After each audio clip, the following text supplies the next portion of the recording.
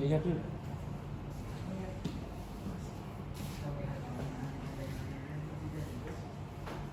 Baik, assalamualaikum warahmatullahi wabarakatuh dan selamat pagi teman-teman. Baik, di sini saya Rizky Yoga Pratama selaku moderator untuk Mas Dimas untuk mempresentasikan hasil karyanya. Untuk tempat dan waktu saya persilakan Mas Dimas. Oke, baik. Di sini saya akan mempresentasikan tentang poros.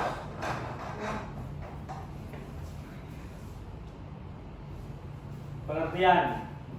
Poros adalah sebuah perputaran elemen mesin yang digunakan untuk mentransmisikan daya dari tempat ke satu tempat yang lain. Daya diantarkan poros oleh beberapa daya tangensial dan torsi atau momen torsi. Biasanya berpenambang bulat di mana terpasang elemen-elemen seperti roda gigi, puli, flywheel, engkol, sprocket, dan elemen mindah lainnya. Untuk fungsi poros yaitu untuk meneruskan tenaga melalui putaran mesin. Setiap mesin yang berputar seperti cakra tali, kuli sabuk mesin, piringan kabel, trompol kabel, roda jalan, dan roda gigi dipasang berputar terhadap poros dukung yang tetap atau dipasang tetap pada poros dukung yang berputar.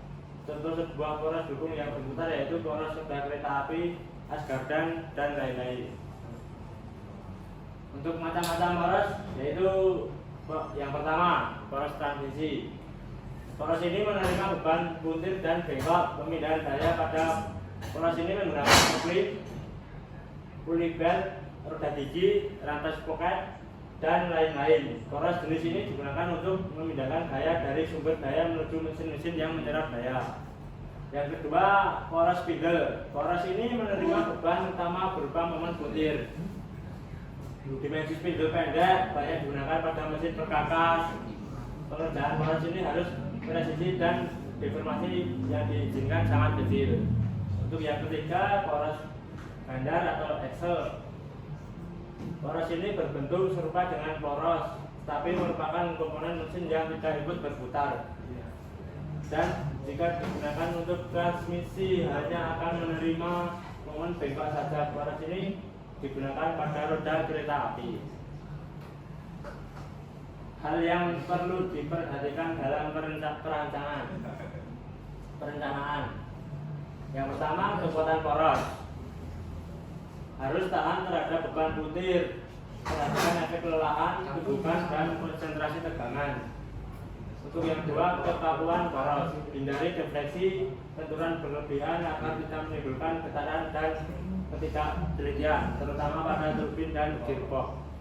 Yang ketiga, putaran kritis harus dirancang agar kecepatan kerja putaran kritis untuk mencegah getaran yang berbahaya.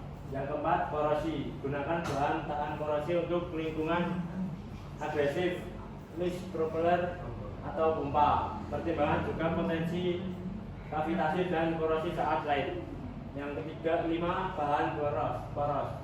Umumnya digunakan baja karbon atau baja paduan. Untuk kecepatan tinggi dan beban berat, pilih baja paduan dengan pengerasan permukaan. Untuk material poros yang digunakan yaitu biasanya mild steel. Akan tetapi bila diperlukan kekuatan yang tinggi, dapat digunakan baja paduan seperti baja nikel, baja krom, baja krom vanadium. Tegangan yang umum terjadi pada poros adalah tegangan besar akibat momen torsi yang dipindahkan, tegangan bengkok karena beban tarik atau tekan, akibat berat dari komponen-komponen seperti puli, roda gigi, atau akibat berat poros sendiri, kombinasi dari momen torsi dan momen bengkok. Untuk perancangan poros yang harus diperhatikan dalam proses yaitu defleksi. Pada defleksi perancangan sering menjadi parameter kritis karena defleksi yang besar akan mempercepat keausan bantalan dan mengakibatkan terjadinya misalignment pada roda gigi, sabuk, dan rantai. Untuk tujuan perancangan yaitu mencari diameter poros yang dibutuhkan dengan asumsi komponen alternatif dan rata-rata dijaga pada rasio yang konstan. Gaya aksial pada poros sama dengan 0. Untuk dasar perhitungan poros dengan beban torsi, poros menerima beban utama berupa momen butir seperti poros motor yang dihubungkan melalui sebuah kopling. Momen butir yang akan ditransmisikan dapat dihitung berdasarkan daya P atau dp dan putaran atau RPM. Nah, berikut untuk contoh soal.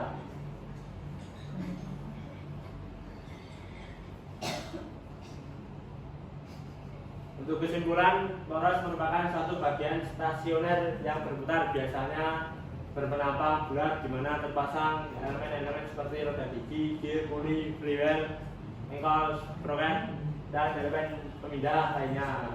Poros bisa menerima beban lenturan, beban tarikan, beban tekan atau beban puntiran yang bekerja sendiri atau berupa gabungan satu dengan lainnya. Yang kedua, fungsi poros untuk meneruskan tenaga bersama-sama dengan putaran setiap elemen mesin yang berputar seperti takaran tali, puli sapu mesin, piringan kabel, tromol, kabel, roda jalan, dan roda gigi. Dipasang berputar pada poros dukung yang tetap atau dipasang tetap pada poros dukung yang berputar. Macam-macam poros menurut pembebanannya terdiri dari poros transmisi, spindle, dan ganda, sedangkan menurut bentuknya terdapat poros engkol. Standarisasi poros yaitu memperhatikan hal-hal merancang poros seperti kekuatan poros, kekakuan poros, putaran Friedrich, korosi, bahan poros, dan material yang digunakan adalah mixed steel. Baik, Terima kasih. untuk sesi selanjutnya yaitu ada sesi tanya jawab. Apakah ada yang ditanyakan untuk hasil presentasi dari Mas Dimas? Ya Mas, Ya. kalau Mas itu Di 24 saya Mas, apa fungsi utama poros dalam sistem mesin Mas? Baik, di slide.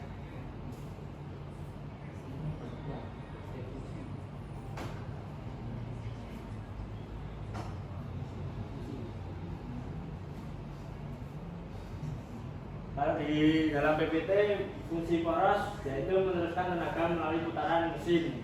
Setiap elemen mesin yang berputar seperti tangga tali, puli sabu mesin, piringan kabel, tromol kabel, roda jalan, dan roda gigi. Juga berfungsi untuk meneruskan tenaga melalui putaran mesin di mana elemen-elemen mesin itu berputar, Mas. Ya Mas. Kamu jawab, Mas? Sudah Mas. Baik, apakah ada yang ingin bertanya lagi? Saya Mas. Ya. Baik, silakan Mas. Perkenalkan, nama saya Rio Satrio. NIM saya 24050730112. Yang saya menanyakan, mengapa defleksi menjadi salah satu parameter kritis dalam perancangan poros dan apa akibatnya jika defleksi terlalu besar?